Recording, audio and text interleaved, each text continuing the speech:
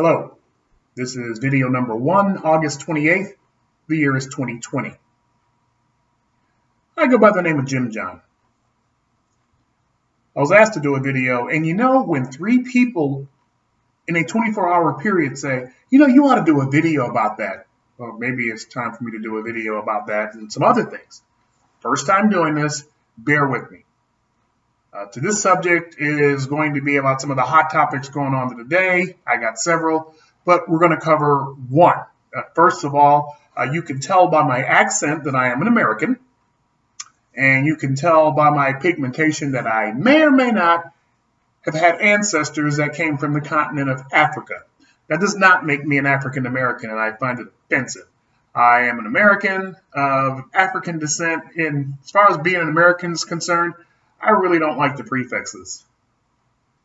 With that said, we got a lot of topics to cover. Let's get into this one. The big issue of the day, when things aren't burning down, is what? Black Lives Matter? So let me ask you a question. And by the way, I'm talking directly to the black people here. First, we'll get to white people, don't worry. But right now I want to address black people first. When you say Black Lives Matter, who are you trying to convince? Think about that for a minute. Most of the black people dying in this country are dying by the hands of A, other black people, and B, things we do to ourselves. Won't get into some of our dietary choices, but it seems to be that the only time the alarm bells go up for Black Lives Matter is when a black person finds himself getting killed by a white police officer. I guess every now and then you'll make an exception if a black police officer kills a black person. But whatever. This is the big issue of the day.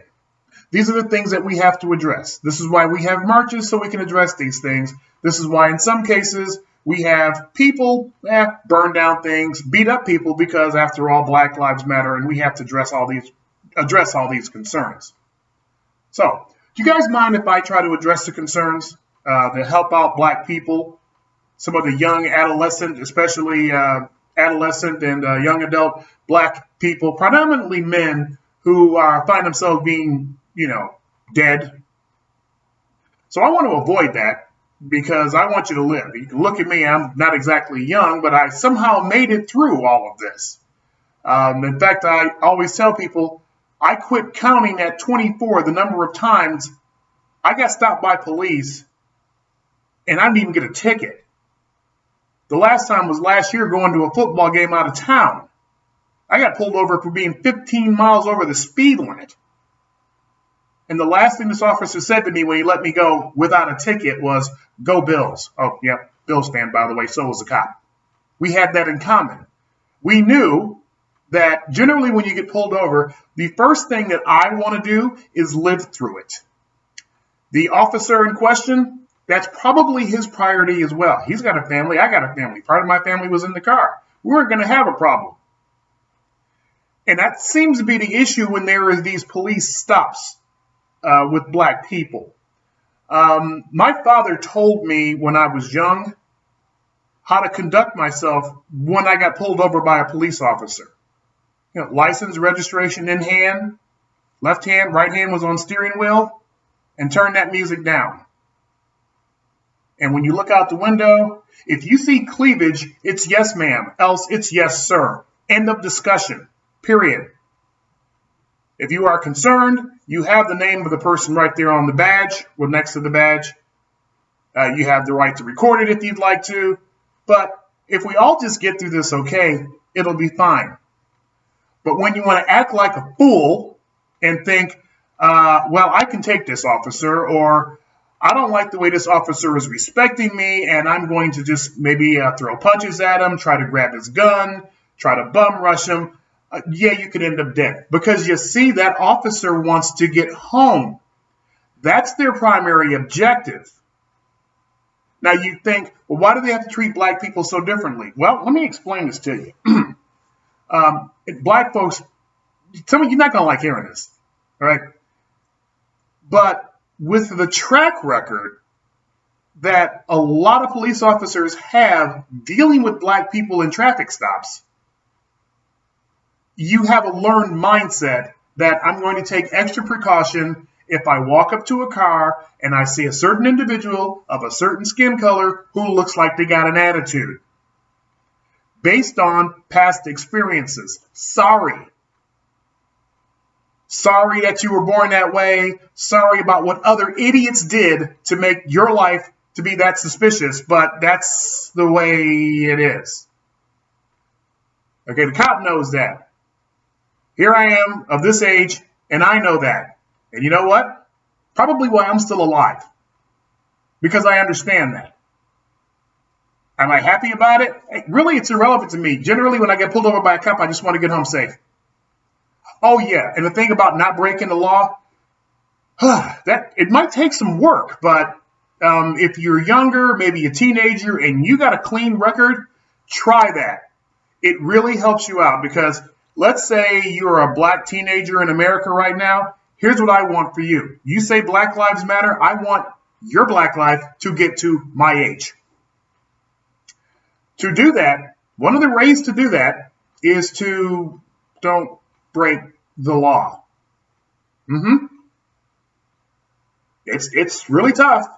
Now, you're going to have other people out there telling you just the opposite, that you're justified in doing this because of your skin color. You're justified to do this and that because of your skin color. And by the way, you're going to have these same type of people tell you that black people in America can't make it because they're black. Yes, the only race of people in America who say that to each other. I don't know why. There is nothing saying that you cannot make it in this country. However, if you get pulled over and you act like an idiot, you will be treated as such. If you want to act like a dangerous criminal, you will be treated as such. Especially, now I know some of you are maybe listening to this may have already had run-ins in life and you got a record, right? If you've got a warrant out for your arrest, you generally know that. If you have a warrant out for your arrest for any reason, or you happen to know that that significant other happens to have called the law on you, and you get pulled over, don't give them any trouble because they got all that information before they stopped you.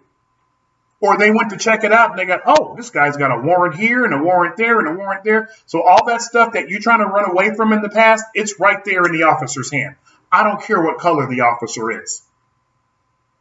And at that point, the game changes right there. So the best thing you can do is just chill. We got that? Let me give you something else. Let me take you back a little bit. How did I get to be this age with no criminal record and a pretty decent life and have a home, have children, have a family, a loving family? How did I get to this point? Well, let me tell you a story. When I was younger, I went to church. Well, that was one thing. I had two parents who had the same last name all while I was growing up, married. We all lived under one house. But in church, our pastor did something very controversial, and his wife did the same thing. They separated the girls and the boys. He took the boys, she took the girls. I don't know what happened over there with the girls. But I can tell you on the boys' side, this was back in the 60s, 70s. He wrote down on the board 10 stereotypes. You're going to go out here in the white community, you're starting integration, starting busing and everything like this. You're going to be interacting with white people, so we might as well tell you, here's what they think of you. And he wrote down these 10 stereotypes on the board. You're probably wondering, what's 10 stereotypes? Just listen to any rap song. Pretty much those. Okay, now, when he wrote these things down and he said, do any of you young men meet these criteria, meet these stereotypes? Well, the answer was obviously no. He says, okay, so as we are going out and interacting with other communities, this is the perception that they had of us based on what they saw in major media and what they were taught in their upbringing. So we needed to go out there and be ambassadors to the black community. Hey, this is what you may think of the black people, but this is who I am. I'm not like that. It actually has paid off in my life. Now, the rule that you were also taught in church, treat people the way you want to be treated, love others the way you want to be loved. That helps a lot. I think that was that guy in the Middle East back a couple thousand years ago came down with that one. And it's worked. If everybody did that, we wouldn't have any wars. If we simply love thy neighbor as we love thyself. I got a close friend tells me what we need is more love in this world, and it's absolutely true. But there seems to be something inherent about us. Now, I can say this because I am one of us. I've gone through life a lot, too, where you have trouble loving yourself, especially if you're raised in an environment that's always telling you that everybody's out to get you. And no matter what you do, you're not going to make it. If you hear all this negativity, it starts to get ingrained in you. And if you don't love yourself, you're going to find it harder to love anybody else. A lot of people don't love themselves, can't love anybody else, and we demand respect. Don't diss us. We demand, we haven't earned it, but we demand respect. And when we don't get it, we fly off the handle. It's common. Guys, it happens. I'm talking to black folks here. It's white people, I'll get to you. Okay? Fly off the handle. Too much. How many black people in this country has gotten in trouble, in jail, lost jobs, gotten injured or killed simply because it wasn't about what happened, it was about how they responded to it.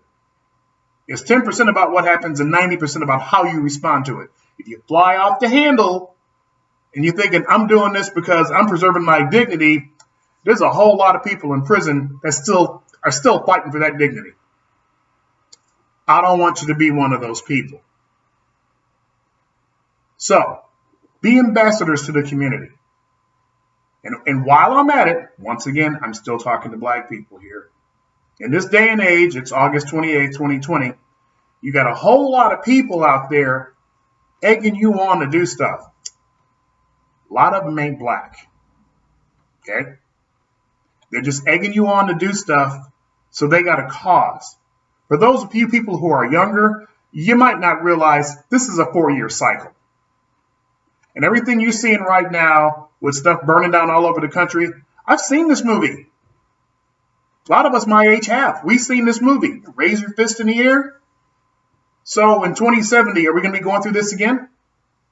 Because I'm telling you right now, if you go along with these people who are saying burn, baby, burn, all those businesses that are gone, they're not coming back. Not for at least 50 years. So when you think it's cool to go run in that place and grab whatever you can, just remember, it's not going to be there. And right now, if you're watching what's going on and you're supporting what's going on out there, I can tell you what's going on from the other side. There's a big demographic shift going on where a lot of these people who have the revenue or who had revenue are taking what little they have left and they're going to greener pastures, as in out of the city. Not coming back anytime soon. Riots of the 60s and 70s built the American suburbs. Now, they're talking about, we're going to come out to the suburbs. Well, they're just going to move further out. If they can't, well, they have other options. So I'm talking to black people going, you have other options. And you might want to think about this over the next few months into November and beyond. Because what you don't want to become in this country is pariahs, as in an enigma that nobody wants to be around. And when I say nobody wants to be around, I'm not just talking white people either. I can name a whole bunch of black folks don't want to be around a lot of black folks either. Why? All they got to do is turn on the television. All right? So when you see people coming around trying to egg on for you to do stuff, shoo those people away. You want to stay away from those types. You want to listen to somebody who can give you some good advice. Look, the fruit doesn't fall far from the tree. Look at your elders. Look at your elders who've done right in the community, who've done right by you. They might not be of your same political persuasion.